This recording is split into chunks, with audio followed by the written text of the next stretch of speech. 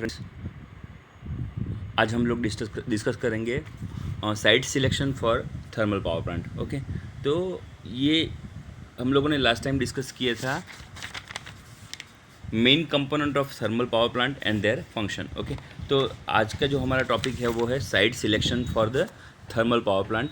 और समझो कि साइट सिलेक्शन के साथ साथ में हम लोग आज advantages and disadvantages of thermal power plant की हम लोग कुछ डिस्कशन करेंगे। ओके, तो सबसे पहले साइट सिलेक्शन में हम लोग डिस्कस करेंगे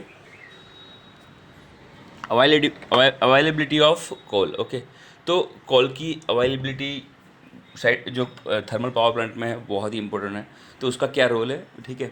तो समझो अभी हम लोग कोई भी नया थर्मल पावर प्लांट स्टार्ट कर रहे हैं या तो फिर कोई भी कंपनी नया थर्मल पावर प्लांट स्टार्ट कर रही है, तो उसके लिए क्या क्या चीज़ें रिक्वायरमेंट है और कैसे साइट को सिलेक्ट किया जाता है, ठीक है। तो यहाँ पे सबसे पहले है अवेलेबिलिटी ऑफ कोल। ओके, तो अवेलेबिलिटी ऑफ कोल की बात करेंगे। The major source of energy from the thermal power plant is a coal. ये सबसे बड़ा सोर्स है। The steam power station should be located near the coal. Simple बात है, अगर समझो कि हर रोज़ हर डेली हम लोगों को यहाँ पे इतने कॉल की रिक्वायरमेंट होती है, तो समझो लमसम में एक कैलकुलेशन यहाँ पे दी हुई है। और thermal power plant of 400 megawatt, अगर समझो कि करीबन 400 मेगावाट का थर्मल पावर प्लांट अगर कोई बनाने जा रहा है, तो उसको regular 5000 to 6000 ton of coal per day की ज़रूरत पड़ती है, ठीक है। तो क्या होता है, therefore it is necessary to locate the plant as far as possible near to the coal mines. Okay, to reduce the cost of transportation. Simple, तो क्या है कि ट्रांसपोर्टेशन को कम करने के लिए समझो और फ्यूल कॉस्ट मिनिमम आए, इसलिए समझो यहाँ पे सबसे नज़दीक से नज़दीक जो कॉल माइंस हो वहाँ पे थर्मल पावर प्लांट को लोकेट किया जाता है, समझो। तो ये एक बहुत ही इम्पोर्टेंट क्राइटेरिया है। अगर समझो कि कोई थर्मल पावर प्लांट की साइट सिलेक्ट कर रहा है कि अगर थर्मल पावर प्लांट बनाने जा रहा है, तो सबसे पहले क्या सोर्स है, कोल, जो सबसे बेसिक चीज़ है। Thermal power plant coal coal as a fuel use होता है वहाँ पे, ठीक है। तो सबसे पहले थर्मल पावर प्लांट में कोल की रिक्वायरमेंट होती है। ओके, तो समझो कि it in case it is not possible to locate the plant near the coal field. Okay, then it must be located near the railway station. Okay, तो क्या होता है कि अगर समझो रेलवे स्टेशन से या ट्रांसपोर्टेशन से नज़दीक का एरिया हो, तो क्या होता है कि रेलवे स्टेशन और ट्रांसपोर्टेशन के कार इजीली वो हम लोग उसको कोल जो हमारा जो थर्मल पावर प्लांट है, तो वहाँ पे हम लोग उसको ट्रांसफ़र कर सकते हैं बाय यूजिंग रेलवे वैगन्स, या जो रेलवे के कारण हम लोग अगर दूर से कोल को मंगाना पड़े, ठीक है, तो उसको हम लोग इजीली ट्रांसफ़र कर सकते हैं हमारी साइट पे। ओके, और समझो, और रेलवे स्टेशन के नज़दीक हो उसका बेनिफिट ये है कि cost of road transportation from the railway station site to site of power plant, okay, में रिड्यूस। ओके, तो समझो क्या होता है कि जो जो रोड ट्रांसपोर्टेशन है वो as compare to railway transportation बहुत ही महंगा है।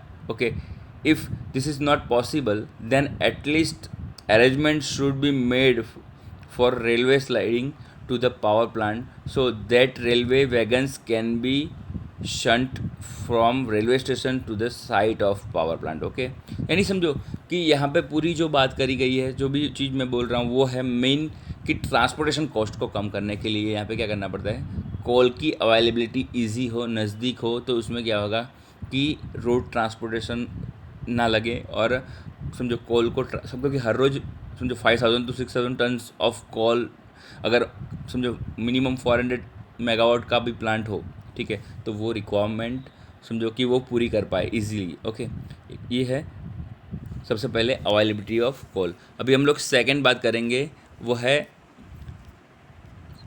एश डिस्पोजेबल फैसिलिटीज़। ओके, तो समझो कि जो इंडियन पावर प्लांट है, बराबर, समझो अगर समझो कि इंडियन पावर प्लांट है, तो वो समझो कि अराउंड 30 to 40% ऑफ जो कोल का जो वेट है, ठीक है, समझो आज मैं 6000 की बात कर रहा हूँ, अभी मैंने बात करी 6000 टनेज हम लोग रेगुलर कोल यूज़ करते हैं, ठीक है।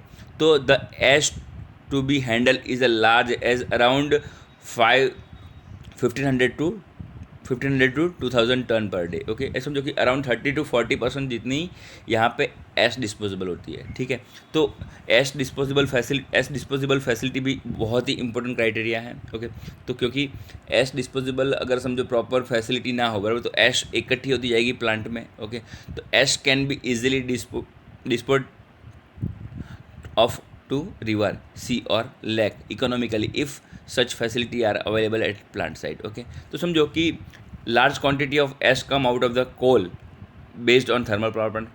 Handling of ash is very difficult then coal, क्योंकि एश है, कोल है, उसकी साइज़ बहुत ही बड़ी होती है, और एश है वो एकदम डस्ट फॉर्म में और पाउडर फॉर्म में होती है। ठीक है, तो एश की हैंडलिंग एज़ कम्पेयर टू कोल वो बहुत ही डिफ़िकल्ट है, क्योंकि वो डस्ट है। इसके कारण क्या है कि नॉर्मल भी समझो कि एयर और ज़्यादा समझो विंडी सीज़न हो बराबर, तो वो एटमॉस्फेयर में मिक्स हो जाती है। ठीक है, तो और दूसरा क्या है कि call hand because it is out in hot condition and is highly corrosive. Okay, तो ये क्या है कि वो अगर समझो कहीं पे भी समझो पहुंचेगी बराबर, तो वो एकदम कोरोसिव है। ठीक है, एश जो है वो है कोरोसिव है। हम लोग साथ साथ में इसके जो भी है वो फीचर्स भी हम लोग डिस्कस करेंगे।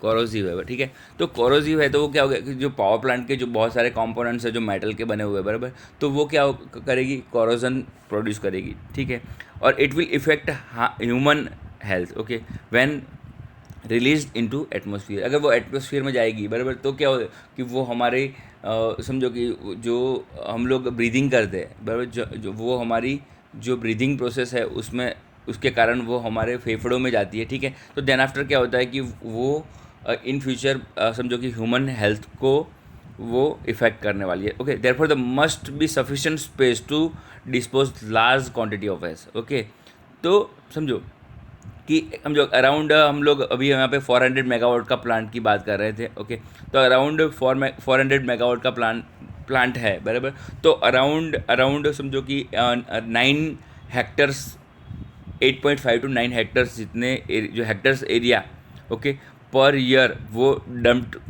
करने के लिए चाहिए। ओके, समझे, क्योंकि और now days S is use in cement. Okay, तो एस का भी समझो बेनिफिट भी है बराबर। अभी हम लोगों ने बात करी ये हार्मफुल है, तो उसके एडवांटेजेस ये भी है कि now days S is use in cement industry, brick making. आपने शायद देखी होगी वो समझो कि अभी जो लाइट वेट जो ईंटें आती है बराबर, ग्रे कलर वाली बराबर, वो ईंटें जो है उसमें एश कंटेंट भी होता है। ओके, तो nowadays ash is used in cement industries for bricks making and for road making. Okay, तो रोड में ब्रिक्स बनाने में और सीमेंट इंडस्ट्री में ये जगह पे एश का यूज़ होता है। If the site is near to the coal mine, okay, it can be dumped into unused mine. Okay, अगर समझो कि अगर माइंस डंप माइन ऑलरेडी है बराबर, समझो कहीं पे भी हम लोगों ने माइनिंग का काम किया हुआ है तो वहाँ पे बहुत सारे गड्ढे और सब कुछ हो गया होगा।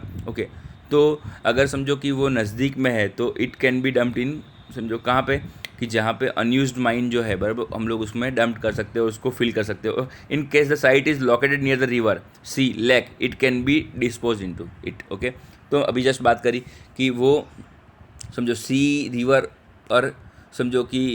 रिवर और लेक की नज़दीक में साइट है तो हम लोग उसको उसके अंदर डंप कर सकते हैं। ठीक है, ओके, तो ये जो है हम लोगों ने जस्ट डिस्कस करा बराबर, वो है एस डिस्पोजेबल फैसिलिटी। उस समझो एस के बेनिफिट क्या है और एस कितनी डिफ़िकल्ट भी है। समझो ये एक पूरा जो ये एरिया हम लोग यहाँ पे देख रहे हैं वो पूरा एरिया है, वहाँ पे ये एक लेक एरिया है, वहाँ पे एस को डिस्पोज किया गया है। ठीक है, ओके, अभी जस्ट हम अभी नेक्स्ट फीचर्स की बात करेंगे। हम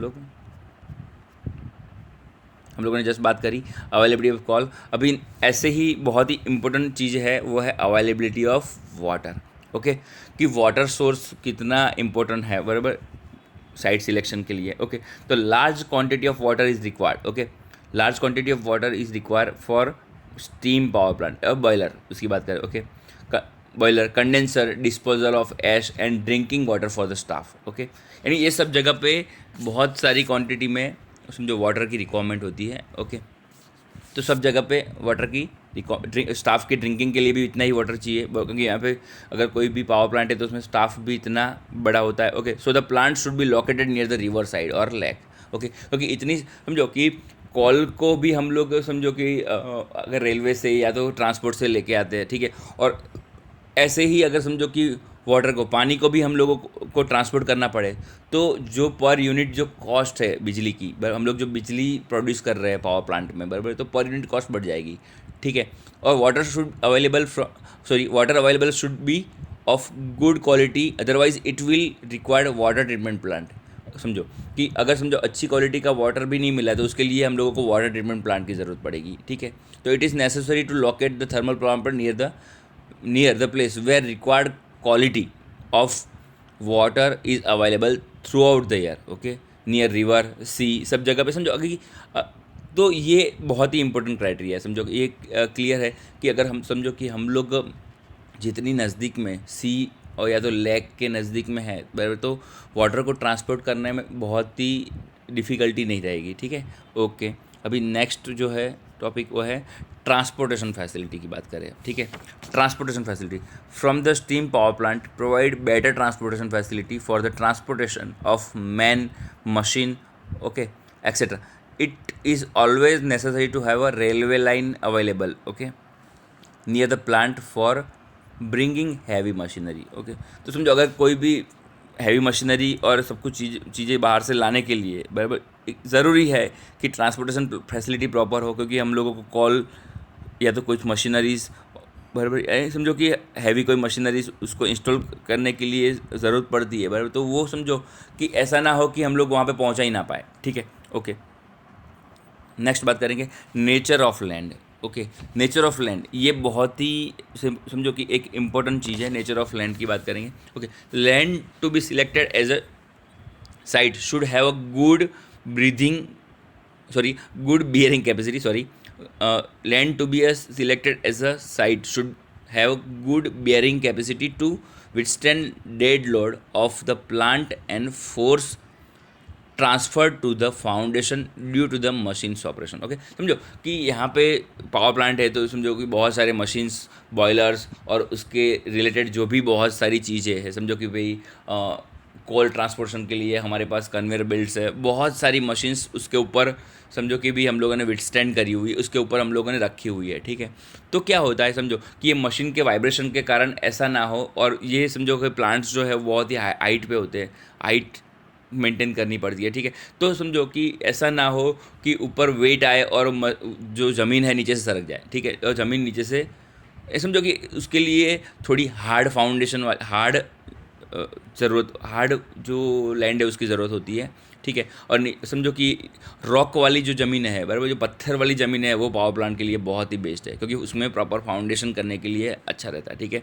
okay, the minimum bearing capacity of the land should be around 10 bar. Okay, 10 bar जितनी मिनिमम बेरिंग कैपेसिटी लैंड की चाहिए, ठीक है। तो land should have good bearing capacity, it has to withstand the dead load of the plant. Okay, और the land should have levelled and should not be low lying, it should not have any mineral deposits. Okay, तो समझो ये सब चीज़ें और land के criteria हैं। Okay, अभी नेक्स्ट बात करेंगे, बराबर, space requirement. The average land requirement is 3 to 5 hectare पर मेगावाट। अभी जैसे हम लोगों ने बात करी, बराबर, तो 3 से 5 हेक्टेयर पर मेगावाट लैंड की ज़रूरत पड़ती है। समझो अगर हम लोगों को समझो कि अराउंड 500 मेगावाट का प्लांट बनाना है, तो 3 to 5 एकड़ पर मेगावाट। ओके, तो अराउंड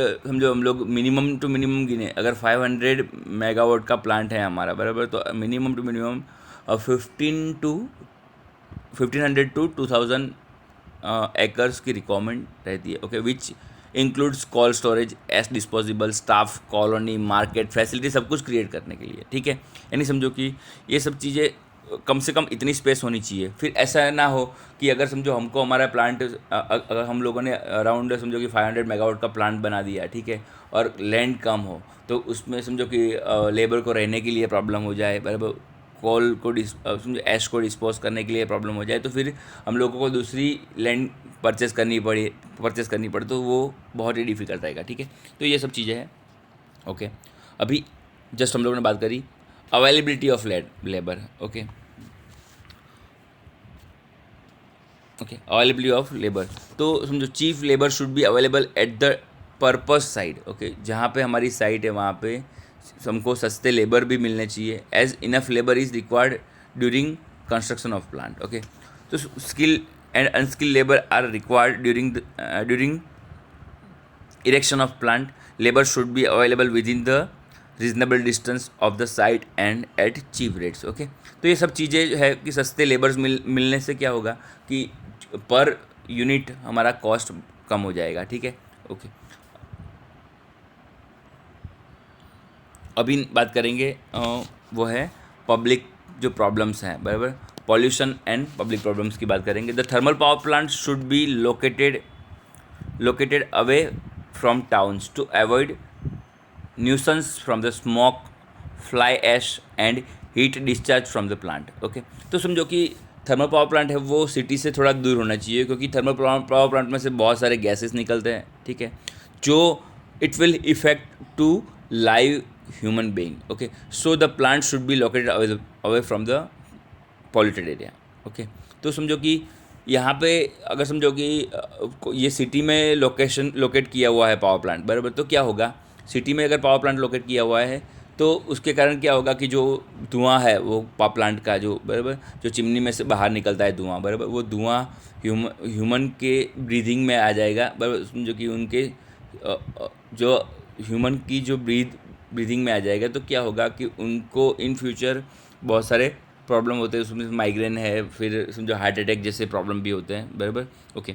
अगर समझो अभी एक दो पॉइंट है जो डिस्कस करने जैसे और है, फ्यूचर एक्सपांसन की बात करें, okay. The site selected for the plant should B such that it has provision of economical extension consist with the estimated growth of load, okay. तो समझो अगर हमको फ्यूचर एक्सपांसन करना हो, बराबर, तो वो उसमें पॉसिबल होना चाहिए, बराबर, ठीक है। तो वो बहुत ही, और दूसरा कि अवे फ्रॉम द एयरफील्ड, ये एक दो चीज़ें हैं वो मैं डिस्कस कर लेता हूँ। The chimney height as boiler house, the chimney height and boiler house structure presents obstacles in air navigation during landing and take off, okay. तो चिमनी की हाइट जो है वो समझो कि प्रॉब्लम कर सकती है, समझो कहाँ पे, जहाँ पे एयरफील्ड है, तो उनको टेक ऑफ और लैंडिंग में तो वो एक देखना होता है, okay. Hence the power plant should be located away from the airfield, okay, ठीक है। तो ये बहुत ही इंपॉर्टेंट चीज़ है, इसलिए हम लोगों ने डिस्कस करी, ओके। अभी जस्ट हम लोगों ने एक बात करी थी कि समझो कि वो पब्लिक एरिया से दूर होना चाहिए, बराबर। तो अब और उसके एकदम समझो कि अपोजिट चीज़ें कि it is necessary so nearness to load centre, okay, कि वो समझो अगर लोड सेंटर के नज़दीक में है तो भी उसका बेनिफिट है। अगर वो लोड सेंटर यानी सिटी एरिया में या तो हमारी जीआईडीसी के नज़दीक में है तो हम लोग समझो कि बहुत जो पावर को ट्रांसमिट करने के लिए, बराबर, और समझो कि power plant must be located near to the load centre in order to reduce transmission cost and losses, okay. एक ये भी बहुत ही इंपॉर्टेंट चीज़ है, इसलिए मैं बताया, ओके। अभी समझो कि हम लोग थोड़ा सा डिस्कस कर लेते हैं, वो है advantages and disadvantages of thermal power plant, बराबर। अभी इसमें एक टॉपिक हम लोग साथ साथ में कवर कर रहे हैं, तो ये चैप्टर हम लोग क्लोज कर दे आज, ठीक है। तो फ्यूल, अभी हम लोग क्लियरली बात कर रहे हैं एडवांटेजेस की। आज अभी मैं पॉसिबल हो तो मैं ब्लैंक पेज ले लूँ,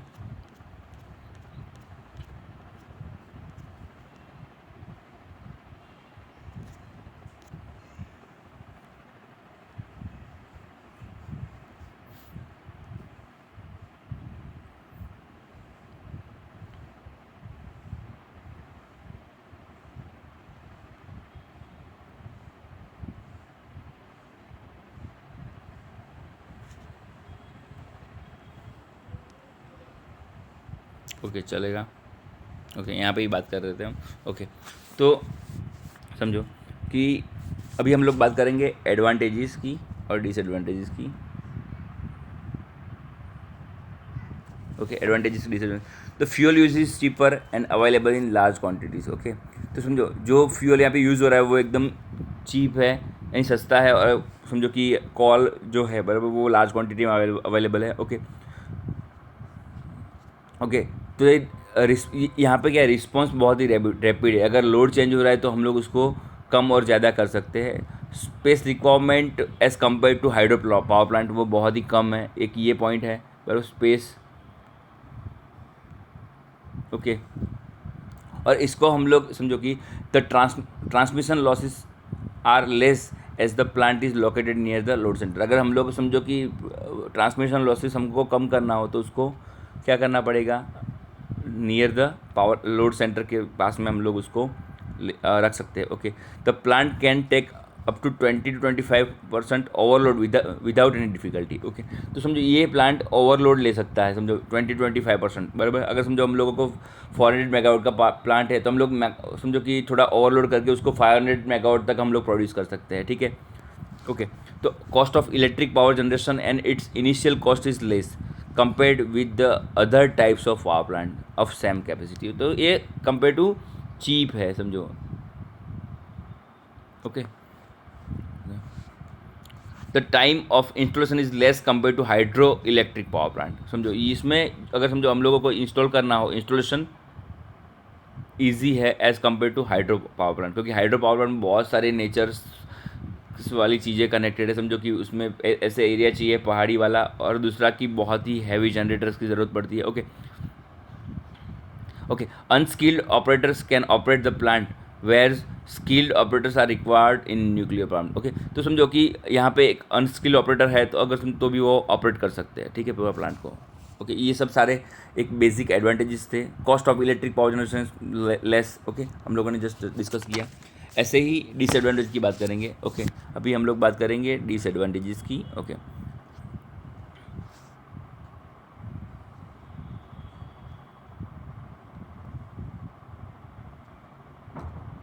ओके, तो large quantity of water is needed. Okay, यहाँ पे बहुत सारी क्वांटिटी, क्योंकि एस डिस्पोजेबल के लिए और समझो कि बॉयलर में स्टीम प्रोड्यूस करने के लिए सब जगह पे बहुत सारी चाहिए। Okay, operation and maintenance cost is high as compare to nuclear and hydro plant. यहाँ पे मेंटेनेंस हाई है।